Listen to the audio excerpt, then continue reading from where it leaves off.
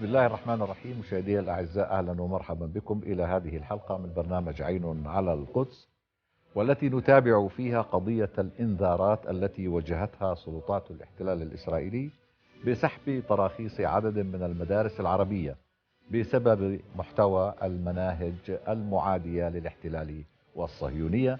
وسأتحدث بهذا الشأن إلى المحلل والباحث المقدسي الدكتور أمجد الشهابي. المحور الثاني في هذه الحلقة نلقي فيه الضوء على المعاني الروحية لذكرى الإسراء وذكرى الهجرة النبوية الشريفة ومنزلة الأماكن المقدسة في القدس الشريف. وأيضا سأتحدث بهذا الشأن إلى فضيلة القاضي الشرعي محمد سلندح خطيب المسجد الأقصى المبارك. نبدأ الحلقة بتقرير فريق البرنامج من القدس.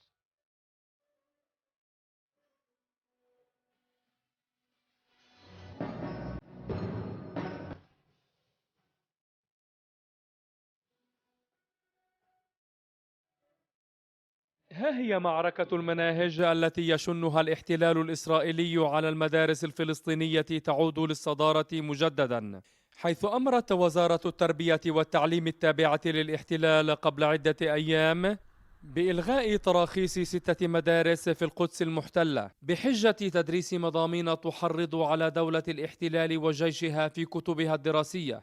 وقد منحت وزارة التربية والتعليم التابعة للاحتلال المدارس المستهدفة تراخيص مؤقتة لمدة عام واحد، بعد أن طلبت الوزارة من القائمين على هذه المدارس تعديل المناهج الدراسية والمضامين التي اعترض عليها الاحتلال، ومن بين هذه المدارس الكلية الإبراهيمية ومدارس الإيمان في القدس المحتلة. هذا القرار خطير. هذا القرار يريد استهداف الوعي الفلسطيني وكي الوعي الفلسطيني واستهداف المعركة الثقافية، فيجب التصدي لهذا القرار والحفاظ على المدارس عربية، فمن حقها أن تدرس المنهاج العربي والفلسطيني لأنها تحت الاحتلال، وأي دولة تحت الاحتلال يحق لها أن تدرس المنهاج التي تشاء، فهو انتهاك لحقوق التعليم وحق الأطفال وحق الطلاب، وبالتالي هذا القرار يتضرر منه عدد واسع من الطلاب، وهذا القرار قد ينعكس على العملية التعليمية ككل.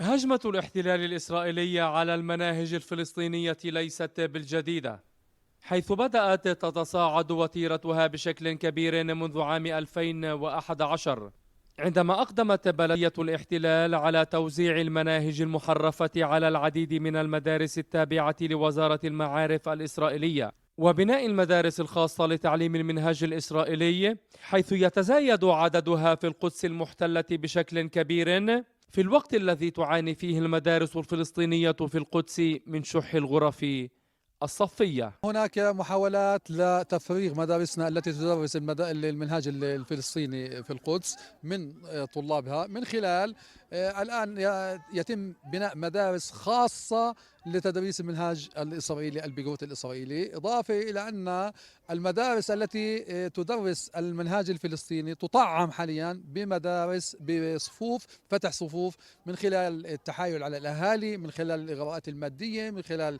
توفير مواصلات، من خلال جملة من الخطوات التي تقوم فيها، والمقصد منها هي تفريغ مدارسنا الأهلية والخاصة في هذا الجانب. يجمع المقدسيون على رفض فرض المنهاج الإسرائيلي على مدارسهم، وسوف يستمرون في الحفاظ على هويتهم الوطنية الفلسطينية. رفض تام، لأنه أصلا هي إسرائيل كذبة، فما بالك بمنهاجهم، فلا إلهم لا تاريخ ولا لغة ولا إشي، كله عبارة عن كذبة.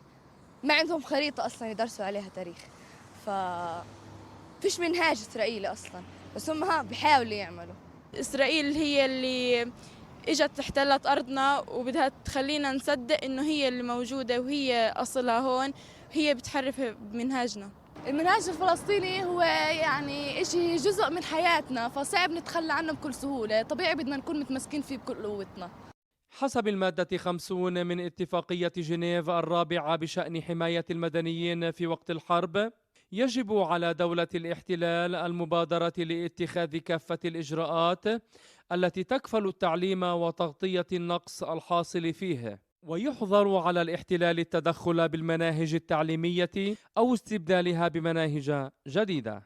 هذه القرارات والسياسات التي ينتهجها الاحتلال الإسرائيلي بحق هذه المدارس يعتبرها المقدسيون بمثابة إعلان حرب على الهوية العربية الفلسطينية للمدارس في القدس المحتلة.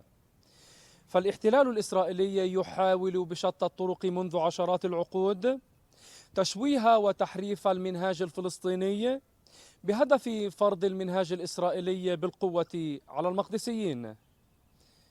من أمام مدارس الإيمان، رجاء الخطيب لبرنامج عين على القدس.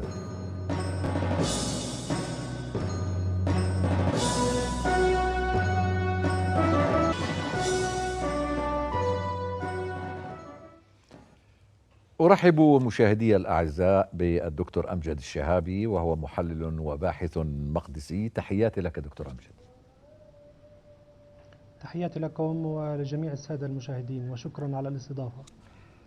موضوع المدارس في القدس موضوع قديم جديد. نحن في هذا البرنامج ربما على مدى السنوات تابعنا دائما الضغوط التي تتعرض لها المدارس العربية، نتابع كذلك المدارس الخاصة التي تدرس المناهج الإسرائيلية، وبدون أدنى شك أن كل الضغوط تستهدف تدريس المنهاج الفلسطيني، وهو منهاج بطبيعة الحال لا ترضى عنه سلطات الاحتلال، لأنه مناهض بطبيعة الاحتلال والصهيونية ولكل ما يحاول الاحتلال أن يرسيه كقاعدة بأن القدس هي مدينة يهودية أو مدينة إسرائيلية.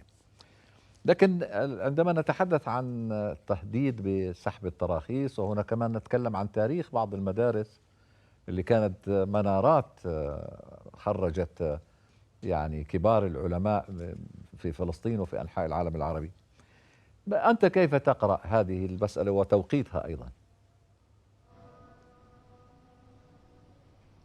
تماما. عملية أسرلة المناهج هي عملية قديمة حديثة. منذ احتلال المدينة عام 1967 بشطرها الشرقي كانت هناك محاولات لفرض المنهاج الإسرائيلي بالعنف وبالقوة، وهذه المحاولات باءت بالفشل، والتجأ الفلسطينيين وخاصة أولياء الأمور إلى البقاء على المنهاج الأردني حتى وصول السلطة الفلسطينية. إسرائيل فشلت في فرضه في السنوات السابقة حتى اتفاقية المبادئ، اتفاقية أوسلو، وللأسف الشديد اتفاقية المبادئ أوسلو أجلت طرح قضية القدس وأهل القدس إلى المواضيع التي يتم النقاش معها في المواضيع الأخيرة بعد البدء في تطبيق الاتفاقية ال5 سنوات التي كانت من المفروض أن يبدأ المفاوضات في الوضع النهائي. فالقدس كانت من ضمن هذه الملفات. للأسف الشديد وتيرة فرض المنهاج الإسرائيلي كانت هناك متسارعة جدا منذ نقل السفارة الأمريكية من تل أبيب إلى القدس، وبعد اعتراف الأمريكي بالقدس موحدة إسرائيلية، وبعد تسارع وتيرة تطبيع مع دولة الاحتلال أصبحت الطريق معبدة للإسراع في أسرلة هذه المواضيع. أسرلة المنهاج الإسرائيلي. الهدف الأساسي من عملية أسرلة المنهاج الإسرائيلي أنه بعد استخدام العنف واستخدام العقوبات والاعتداءات أصبح هناك سياسة متقدمة، لأنه بعد فشل فرض الأسرلة بالقوة والعنف أصبح هناك سياسة ما يسمى بسياسة التعزيز. سياسة التعزيز الذي تبنى على سياسة الإغراءات والتسهيلات. الإغراءات والتسهيلات هي في عملية منح ميزانيات للمدارس. طبعا المدارس كما تعلمون في القدس لها أكثر من مرجعية، هناك تشتت في المرجعيات، وهذا أصبح بالنسبة للإسرائيليين فريسة سهلة للتدخل وفرض هذا المنهاج. وبعد إغلاق مكتب مديرية التربية والتعليم في نوفمبر 2019 ومن أجل رفع الشرعية عن السلطة في القدس بشطرها الشرقي، أصبحت عملية أسرلة المناهج تتسارع بشكل كبير جدا. طيب خلينا بس نستطلع يعني المحتوى التعليمي العربي الذي يعني تقول إسرائيل أنه هو السبب في أنها تريد أن تسحب تراخيص هذه المدارس. خلينا نشوف الاختلاف، شو المحتوى اللي عليه اختلاف. مدارس الإيمان ومدرسة الإبراهيمية العريقة، طبعا المدارس عريقة في القدس، نعم. تتلقى مساعدات من البلدية، وكانت إحدى وسائل الإغراء اللي إحنا نسميها اليوم عملية الابتزاز. نعم. إنه سحب التراخيص دائمة وإعطاء تراخيص مؤقتة لسنة، اللي هي عملية ابتزاز لهذه المدارس لكي تغير المنهاج الفلسطيني. الإشكالية الموجودة هو إشكالية في مفهوم صراع الروايات. الإسرائيليين يريدون أن يفرضوا الرواية الإسرائيلية على القدس، يعني في مصطلحات كثيرة يرفضونها في المنهاج الفلسطيني. على سبيل المثال استخدام حائط البراق، هم من يستبدلونه بحائط المبكى. يهوذا والسامرة، مصطلح الضفة الغربية يريدون أن يستخدم مصطلح على سبيل المثال يهوذا والسامرة. نعم. بحات المسجد الأقصى لا يريدون أن يروها في المنهاج المقدسي. صور العلم الفلسطيني لا يريدون أن يروها في المنهاج الفلسطيني. علامة السلطة الوطنية الفلسطينية، الدولة الفلسطينية لا يريدون أن يروها في مناهج التعليم لدى المقدسيين. كل المصطلحات التي تؤدي إلى ارتباط جيل الشباب في المدارس الذي يتعدى 90,000 مقدسي. نعم. يريدون أن يدخلوا مصطلحات حسب الرواية الإسرائيلية. الهدف منها الأساسي أن ينقلوا هذا الجيل عملية غسل كامل لعقول هؤلاء الشباب، وسلخ هؤلاء الشباب من المعقل التراثي التاريخي الحضاري الفلسطيني العربي المسيحي بأبعاده، ويريدون أن يدخلوا مفهوم العبودية، ما يسمى طيب دكتور أمجد، بتحويلهم في المستقبل إلى المواطنين المستقرين. نعم. يعني إبعادهم عن تغيير، يعني نعم، في المفاهيم، قتل الروح الوطنية لديهم. تمام. هلا في نعم. الماضي أيضا عندما تحويلهم إلى عدم مبالين. نعم بالماضي عندما أثرنا هذا الموضوع كما قلت لك عدة مرات، كان السؤال إنه على فرض أن هذا حدث في المدارس، والطالب المقدسي والأستاذ الذي يدرسه سيقول له حسب المنهج يهوذا والسامرة. فبعض بيقول إنه حتى لو قالوها كل حدا من هؤلاء يعرف أن القصد هو الضفة الغربية، وسيقول له بطريقة أو أخرى، وعندما يعود إلى عائلته في البيت سيلفتون نظره إلى أن هذا نوع من الاضطرار، ولكن الحقائق الجميع يعرفها ولن يستطيعوا. يعني البعض بيقول إنه إذا كانوا يفكروا بهذه الطريقة فهذه الطريقة لن تقود إلى شيء.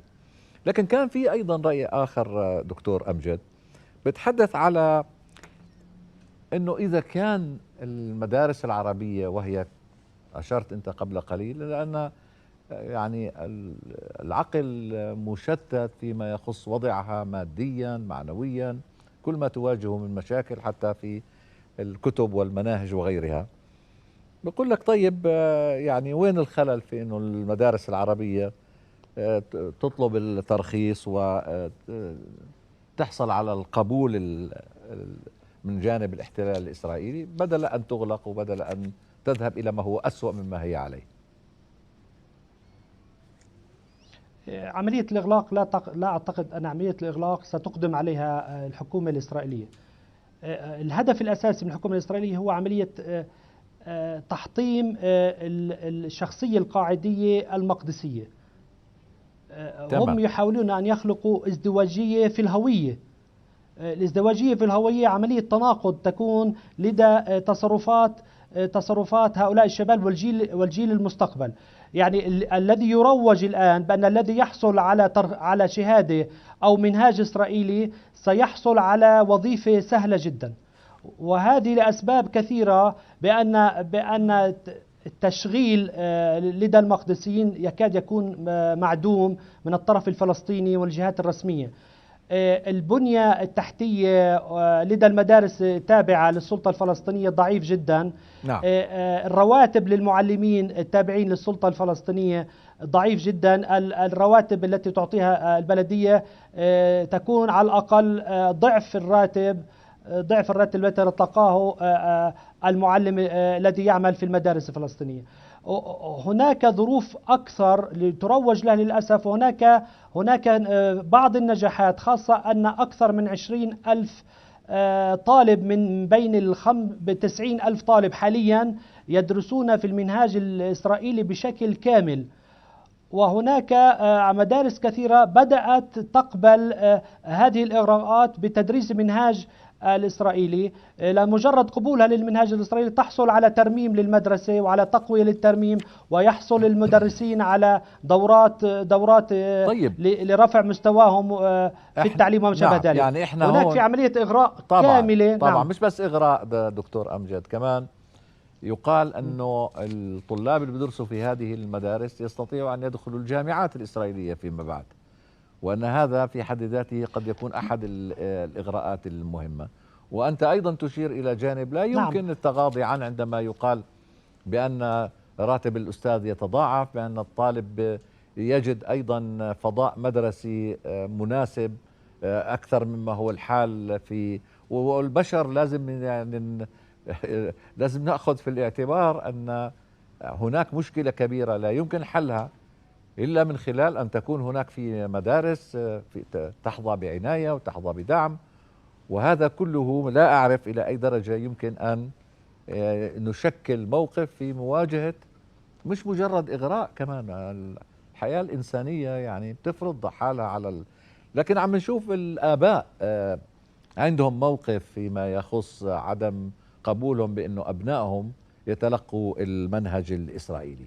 هل تعطينا فكرة عن هذا الجانب؟ نعم. أولياء الأمور حسب القانون الإسرائيلي لديهم مساحة كبيرة في رفضهم أو قبولهم، ولكن للأسف الشديد أولياء الأمور اليوم ليس لديهم موقف موحد في مواجهة هذه المناهج. نعم. في فترات سابقة وقف أولياء الأمور بموقف موحد، وتم رفض هذه المناهج وتم فرض المنهاج الأردني قبل وصول السلطة، ونجح المقدسيين في فرض المنهاج والتاريخ الفلسطيني والتراث الفلسطيني والهوية المقدسية. ولكن للأسف اليوم هناك تشتت كامل، وليس هناك وجود حلول مطروحة لمواجهة هذا الموقف. نعم. وخاصة أن المدارس التي يتم ابتزازها كمدارس الإيمان اليوم عملية سحب الترخيص وتحويله لترخيص مؤقت هو سياسة ابتزاز واضحة. إما عملية سحب الترخيص هو عملية وقف المساعدات المالية، مثلا دفع رسوم الطلبة، دعم المعلمين، دفع رواتب المعلمين، ودفع مخصصات لكل طالب. هذا يساعد المدرسة في الاستمرار في دفع مصاريفها وميزانياتها وما شابه ذلك. فهنا يضعون المدارس في وضعها المالي الصعب أمام مفترقين: إما قبول وطبعا الثمن سيكون باهظ جدا في المستقبل، وإما التخلي عن المساعدات المالية، وهم سيجدون أنفسهم في حالة صعبة جدا. طبعا لما يروج له الآن، وخاصة نحن بعد إصدار النتائج التوجيهية الحالية، هناك عملية أيضا ترغيب لآلاف الطلبة للتوجه إلى المؤسسات التعليمية الإسرائيلية. وأهم شروط هو الحصول على التوجيه الإسرائيلي، ما يسمى بالبقروت البسيخومتري. الحاصل على التوجيه حتى في معدلات متقدمة جدا وعالية جدا يجد نفسه أمام هذه الإغراءات بأنه سيعيد التوجيه مرة أخرى للحصول على التوجيه الإسرائيلي من أجل الدخول إلى هذه المؤسسات. أمام إغراءات بأن السنة التحضيرية أو البكروت أو البسومتري طيب. سيكون على حساب مجانا، على حساب وزارة المعارف الإسرائيلية أو على حساب البلدية الاحتلال، من أجل تهويد وغسل دماغ هؤلاء الشباب في المستقبل، وإعطاء رسالة واضحة أن من يحصل على شهادة من المؤسسات الإسرائيلية أو منهاج الإسرائيلي سيجد عمل بسهولة أكثر ومرتبات عالية أكثر. في المقابل لا يوجد هناك بدائل قوية يمكن أن تكون بديلا لهذه الإغراءات ولهذه الابتزازات ولهذا التهويد والأسرة الواضحة، لأن هذه تعتبر حرب واضحة وليست صامتة تدور منذ سنوات عديدة. نعم، أنا لو سألتك يعني وين النقطة المضيئة في هذه الحالة المظلمة، يعني هل هناك محاولات لدعم قطاع التعليم في القدس، في شرقي القدس من جهات مختلفة؟ هل يكفي هذا الصمود وهذا الرفض في أن يحول دون المشروع الإسرائيلي أو ما يقال عنه أسرلة المناهج؟ على أن أيضا كمان في سؤال على فيما يتعلق بالقياسات، وعندما نتكلم مثلا عن العلوم الرياضيات والكيمياء والفيزياء وغيرها، هل هناك فارق مثلا في مستوى المناهج أو طبيعتها؟ لأنه اليوم بهذا الذي تم اتخاذه من إجراءات فتح على قضية أكبر بكثير مما كان يعتقد الناس أنه هذا جزء من هالضغوط اللي عم تمارس على كل المؤسسات والى آخره. ولكن عندما نصل إلى التعليم كنقطة حاسمة وفاصلة نرى أن الأمر أصبح في غاية الخطورة، أليس كذلك؟ نعم، هو أمر خطير جدا. هم يطبقون ما يسمى بنظرية العبيد التي كانت تطبق في الإمبراطورية الرومانية. نعم. هم بحاجة إلى 30% فقط، وهم حصلوا من عدد سكان المدينة المقدسة بشطرها الشرقي والغربي. فهؤلاء سيستخدمون كعبيد لسوق الخدمات الإسرائيلية، وخاصة في قطاع بناء المستوطنات. هم يحضرونهم وهم بحاجة لهم، وهذه الإغراءات إلى أهداف ليست فقط اقتصادية ولكن إلى أهداف أيضا سياسية وأهداف أيضا ثقافية. هم لم يستطيعوا احتلال الفكر المقدسي وعقول الشباب، هم بخلال هذه السياسة هم يريدون أن يسيطروا على كل المرافق. كان هناك معارك في قطاع الإسكان سيطروا عليها، هناك معارك كانت في قطاع الصحة سيطروا عليها، هناك في قطاعات كثيرة من الناحية الاجتماعية سيطروا عليها، في قطاع التشغيل سيطروا عليه. لم يتبقى إلى معركة التعليم، وهي المعركة التي يستخدمونها من أجل أسرة التعليم، وهي تعني بشكل هو كسب معركة الوعي. نعم. وكي الوعي المقدسي من خلالها، وهنا تكمن خطورة ما تقوم بإسرائيل حاليا. نعم. من أجل كسر إرادة وكسر الشخصية القاعدية المقدسية من خلال هذه المناهج. نعم. هم سيحققون بذلك كل أهدافهم في إخراج القدس من أي معادلات في المستقبل، وفرض الفكرة الأساسية بأن القدس لهم وبشطرها الشرقي والغربي. نعم. طبعا الحلول موجودة للمواجهة، وهناك محاولات كثيرة مثلاً حدثت من أطراف عديدة، مثلا من التربية والتعليم كانت هناك بعض الجهود، ولكن تنقصها الإرادة السياسية، تنقصها الدعم المالي، ينقصها برامج حقيقية يمكن أن تطبق على الأرض. هناك إمكانية ومساحة أيضا كبيرة في عملية توعية أولياء الأمور بأخذ موقف موحد من جميعهم برفضه، لأنه حسب القانون الإسرائيلي لا يمكن فرض المناهج بالقوة. إذا كان الطلاب لا يرغبون، أهالي الطلبة لا يرغبون بهذا المنهاج كما حدث في السنوات السابقة خاصة بعد احتلال المدينة، يمكن أن تتراجع الحكومة. نعم. وخاصة أن الرواية الفلسطينية ليست رواية إرهاب كما يدعون. نعم. هي حسب القانون الدولي وحسب ميثاق جنيف طبعا واقع، فاستخدام الأسرى مصطلح. أكيد. نعم. أنا بدي أشكرك كثير دكتور أمجد الشهابي على كل ما قدمت حياك لنا الله. من تفاصيل حول هذا الموضوع. بارك الله فيك مرة أخرى. شكرا للمحلل والباحث المقدسي الدكتور أمجد الشهابي، وإلى فاصل قصير.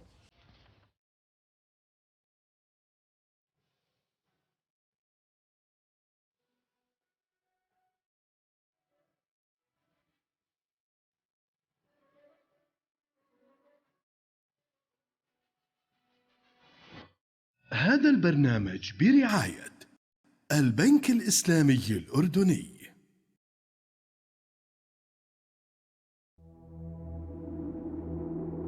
عندما تتحد الرؤية الثاقبة بشغف الابتكار، نعتز بالأصالة، وتصبح الأصالة حكاية.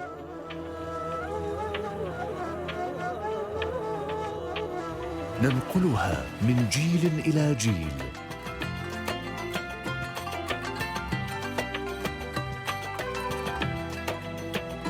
نحمي بها مستقبل أبنائنا.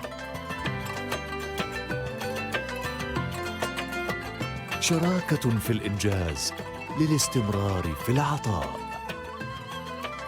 البنك الإسلامي الأردني، شراكتنا تمتد من جيل إلى جيل.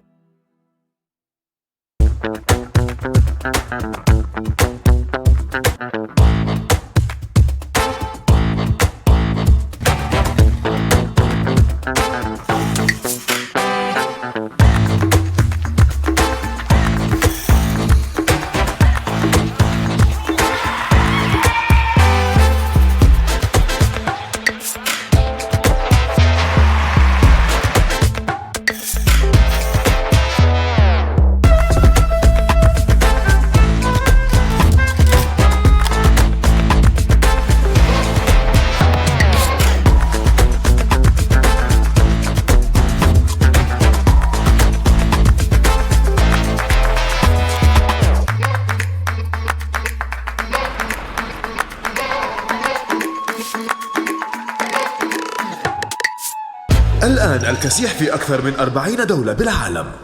بدنا كسيح. أرز قطاف كامل الأوصاف.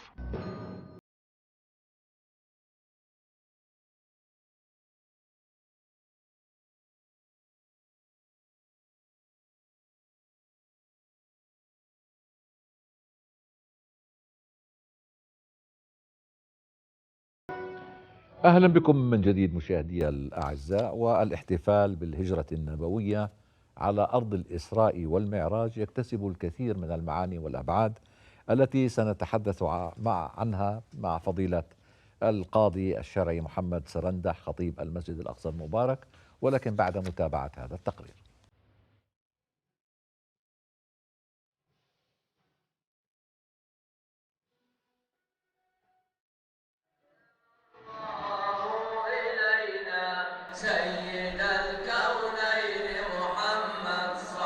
من هذه الرحاب الطاهرة من الأرض المقدسة، من محراب رسول الله صلى الله عليه وسلم، محراب المسجد الأقصى المبارك. وقد انتهينا الآن من أداء الاحتفال بذكرى هجرة النبي المصطفى عليه الصلاة والسلام، والتي هاجر فيها من مكة المكرمة إلى المدينة المنورة، ثم وصل المدينة وآخى بين المهاجرين والأنصار وبنى المسجد النبوي الشريف الذي نزل فيه قول الله تبارك وتعالى: لمسجد من أول يوم أحق أن تقوم فيه، فيه رجال يحبون أن يتطهروا. مسجد أسس على تقوى من الله سبحانه وتعالى ورضوان. هذا المسجد الذي أصبح الآن من أعلام المساجد في الدنيا قاطبة. فهذه الذكرى العطرة وهذه الهجرة النبوية التي غيرت مجرى التاريخ، وفيها كان بناء الدولة الإسلامية التي انتشرت معالمها في بقاع الأرض جميعا. وإنا لمنتظرون بإذن الله تبارك وتعالى نتائج هذه الهجرة، وإن الله عز وجل سوف يؤيد المؤمنين بالنصر المبين.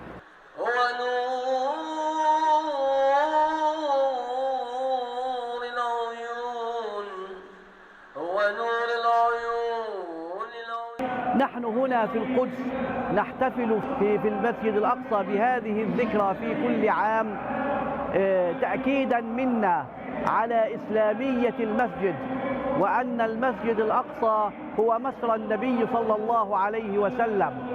وكلنا يعرف أنه قبل الهجرة النبوية كانت حادثة الإسراء والمعراج، وفي هذا إشارة إلى أن الرسالة الإسلامية هي الرسالة الخاتمة، حيث أن النبي صلى الله عليه وسلم عندما أسري به من مكة المكرمة إلى المسجد الأقصى المبارك صلى بالأنبياء في هذا المسجد الذي يعني هو أولى القبلتين وثاني المسجدين وثالث الحرمين الشريفين.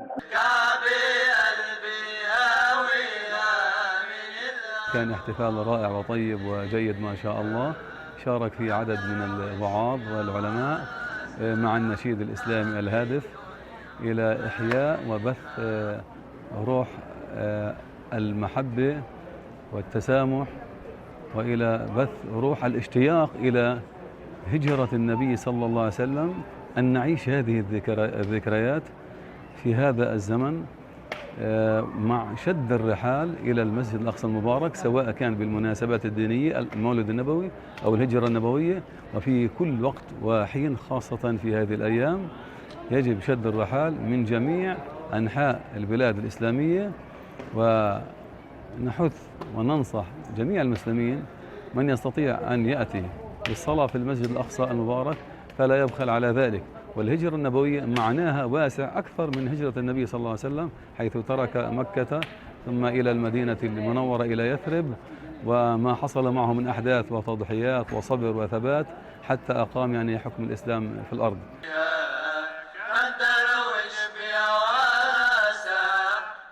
في هذا اليوم المبارك كانت هناك مجموعة خيرة من العلماء الأفاضل أعطوا توجيهات إسلامية كبيرة للمسلمين في هذه الذكرى، وألقوا كلمات معبرة عن هذه الهجرة النبوية الشريفة.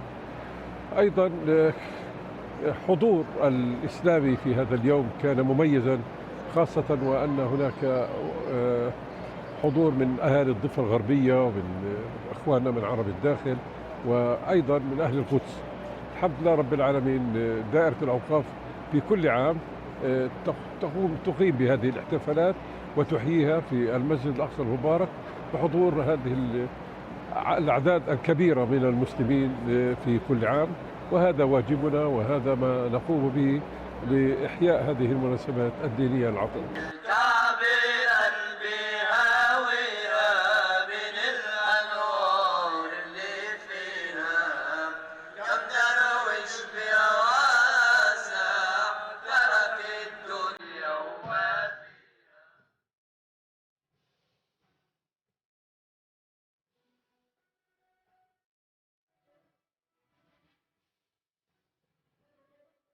أرحب بفضيلة القاضي الشرعي محمد سرندح خطيب المسجد الأقصى المبارك. تحياتي لك فضيلة القاضي.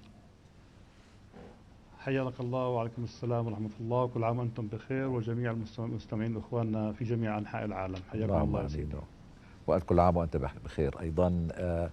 الحقيقة هنا فقط إشارة فضيلة القاضي، عندما نرى أن الاحتفال سواء بالإسراء والمعراج أو بالهجرة النبوية أو غيرها من الاحتفالات الدينية في المسجد الأقصى بالذات لها معاني ولها دلالات، والحقيقة كثير يحاول يعني خاصة الجانب الإسرائيلي يرى في المسجد الأقصى أنه مجرد مصلى، وهو لا يعرف ما معنى الفرق بين المسجد وبين المسجد الذي يشد إليه الرحال، يعني بمعنى أنه مسجد في صميم العقيدة.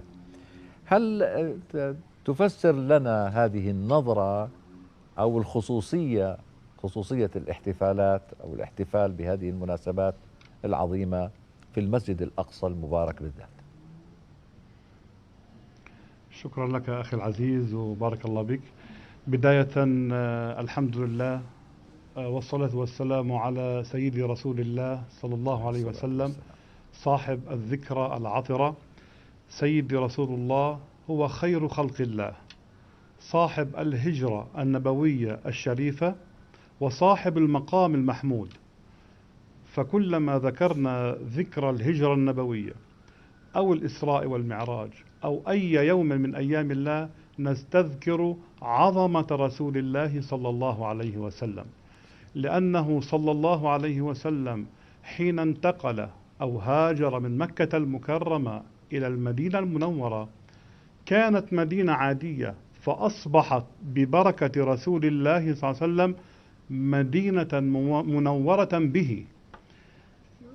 كانت جبالا، ولكن بقدومه صلى الله عليه وسلم أصبحت طيبة الطيبة. رسول الله صلى الله عليه وسلم وطأ أرض المدينة فأصبح فيها قطعة من الجنة ما بين بيتي ومنبري روضة من رياض الجنة. فصلاة وسلاما عليك سيدي يا رسول الله يا صاحب الهجرة. رسول الله صلى الله عليه وسلم بهجرته تكونت خير أمة أخرجت للناس في هذا المجتمع المدني العظيم. رسول الله صلى الله عليه وسلم بهجرته ووجوده في المدينة المنورة أصبح مسجدا الصلاة فيه ب1000 صلاة فيما سواه. نعم. رسول الله صلى الله عليه وسلم ليلة أسري به كان المسجد الأقصى المبارك الصلاة فيه ب500 صلاة، فأينما انتقل صلى الله عليه وسلم حلت البركة وحلت المثوبات من الله لذلك المكان. وكذلك عندما جاء إلى المدينة المقدسة إلى بيت المقدس أصبح مسجدا والصلاة فيه عظيمة جدا. هذا يقودنا نرى القاضي. نعم. هذا يقودنا نعم. إلى أيضا إلى الحديث عن الواجبات التي تترتب على المسلم تجاه المدن والأماكن المقدسة التي خصها رسول الله صلى الله عليه وسلم بمنازل رفيعة. الذي يقرأ التاريخ ويجد صفحات التاريخ مليئة جدا بهذه الهمم العالية من المسلمين، كيف آثروا المساجد الثلاث وكيف عمروا المساجد الثلاث. المسجد الأقصى المبارك منزلته عظيمة جدا. افتح صفحات السجلات، افتح صفحات التاريخ، تجد جميع المسلمين من جميع أنحاء العالم أتوا إلى هذا المسجد، عمروه بالصلاة، عمروه بالبناء، عمروه بالأوقاف، عمروه بالزوايا، عمروه في التكايا، عمروه في الربط. جعلوا الزائر للمسجد الأقصى له مكانا يجلس فيه وينام فيه كي يستريح أثناء أداء العبادة في المسجد الأقصى المبارك. كيف لا؟ والهجرة النبوية الشريفة علمتهم التضحية وعلمتهم البذل وعلمتهم الإيثار وتعظيم هذه الأماكن المقدسة. هذا الأمر إلى هذا اليوم نجد المسلمين في جميع أنحاء العالم تهفو قلوبهم لزيارة المسجد الأقصى المبارك تعظيما للمكان الذي أتى به رسول الله صلى الله عليه وسلم، كما أتى صلى الله عليه وسلم إلى المدينة المنورة في هجرته. المسلمون في العالم يشدون الرحال للمسجد النبوي الشريف للصلاة، وللمسجد الحرام للعمرة وللحج، وللمسجد الأقصى لليوم. فهذا حافز كبير جدا لجميع المسلمين في أنحاء العالم أن يشدوا الرحال للمسجد الأقصى المبارك، ولا يتركوه وحيدا، ولا يتركوا المرابطين وحدهم في مسجدهم. إن وجود المسلمين في مشارق الأرض ومغاربها مع إخوانهم المرابطين في المسجد الأقصى المبارك في الهجرة النبوية وفي المولد النبوي الشريف وفي شهر رمضان المبارك وعلى مدار العام يعطي الهمة القوية والنفس القوي والعظيم لزيادة الثبات والرباط على أرض الرباط وأرض المسجد الأقصى المبارك. نعم. هل نستخلص فضيلة الشيخ يعني بعض آيات الهجرة النبوية في القرآن الكريم التي ترى أنها تنعكس على ما كنت تتفضل به من حديث؟ قول الله عز وجل في شرح موضوع الهجرة، تناول القرآن الكريم عدة مواضع ذكر فيها موضوع الهجرة النبوية، ولكن ربما يلفت النظر اليوم قول الله عز وجل: وإذ يمكر بك الذين كفروا ليثبتوك أو يقتلوك أو يخرجوك ويمكرون ويمكر الله والله خير الماكرين. لا بد أن دعوة الحق في جميع الأحيان وفي جميع الأوقات وفي جميع العصور المتتالية والمتكررة، الذين يحملون راية الإسلام ويحملون راية الإيمان، راية رسول الله صلى الله عليه وسلم، وراية هذا الدين القويم، لا بد وأن يواجهوا من قبل الماكرين، لا بد وأن يواجهوا من قبل الأعداء، لا بد وأن يواجهوا من قبل أعداء الدين الذين يحيكون لهم جميع الخطط وجميع المكر. لذلك ذكرنا الله عز وجل: وإذ يمكر بك الذين كفروا ليثبتوك. هذا سلاحهم الأول، السجون مليئة، ليثبتوك أو يقتلوك. وهذا السلاح الثاني الغير معلن عنه عالميا، ينفذون هذا البند بالقتل دون الإعلان، كلها سياسة المكر أعاذنا الله وإياكم. ليثبتوك بالسجون أو يقتلوك أو يخرجوك. كم اليوم من مضطهدين، من مطرودين من بلادهم، من أرضهم، من أسرهم، من بين أبنائهم، يعيشون بعيدين، يستذكرون هذا المشهد الإيماني الذي قاله الله عز وجل لنبيه الأكرم: وإذ يمكر بك الذين كفروا ليثبتوك أو يقتلوك أو يخرجوك نعم. ويمكرون ويمكر الله والله خير الماكرين. يعني بهذا كما أفهم من حضرتك أن المرابطين في المسجد الأقصى يتصرفون وهم يعرفون أن أسوتهم في هذا هو النبي عليه الصلاة والسلام، رسول الله صلى الله عليه الصلاة والسلام. ففي هذه الناحية هل ترى أن وأنت خطيب المسجد الأقصى المبارك هذه المعاني كيف يتم ترسيخها لدى المرابطين بأنكم تفعلون ويحل بكم ما حل بنبيكم صلى الله عليه وسلم؟ صلى الله عليه وسلم. هذا أمر جميل جدا. فأملنا الكامل الدائم وثقتنا بأهل بيت المقدس وبالمرابطين في المسجد الأقصى المبارك هي ثقة عالية تفوق عن جميع الحدود وعن جميع التقديرات، لأن المرابطين في قلوبهم حياة، والذي في قلبه حياة لا يمكن أن يترك ما هو المطلوب منه، لأن القلب الحي دائما يتعامل مع آيات الله وهو قلبه متنبه لجميع أوامر الله. والذي يرشدنا إلى ذلك أن جميع محطات الهجرة النبوية الشريفة هي محطات إيمانية تتلاقى مع الكلمة الطيبة، والكلمة الطيبة قال الله عز وجل عنها: ومثل كلمة طيبة كشجرة طيبة أصلها ثابت وفرعها في السماء تؤتي أكلها كل حين بإذن ربها. فالمرابطون بحمد الله يقطفون ثمار ويجنون ثمار هذه الشجرة الإيمانية المباركة من محطات الإسراء والمعراج ومن محطات الرباط ومن محطات الهجرة، يجنون القطاف كل يوم في كل محطة، في كل برهة، في كل ثانية يدخلون ويأتمون في المسجد الأقصى المبارك. ذلك فضل الله علينا وعلى الناس، والحمد لله رب العالمين.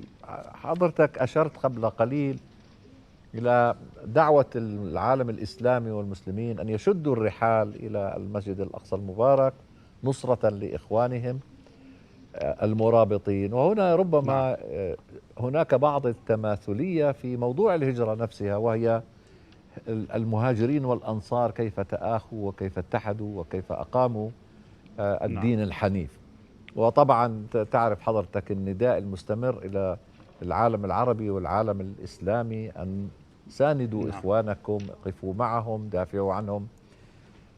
أنا لا أريد أن أثير الشجون، ولكن نتكلم هنا من ناحية عملية ومنطقية عندما تجسد هذا الخطاب لدى المرابطين في القدس وفي كل مكان. وأنتم فضيلة الشيخ وأمثالكم من العلماء الأفاضل تحملون بطبيعة الحال هذه الرسالة حتى يترسخ إيمان الناس ويكون جزء من عملية الصمود.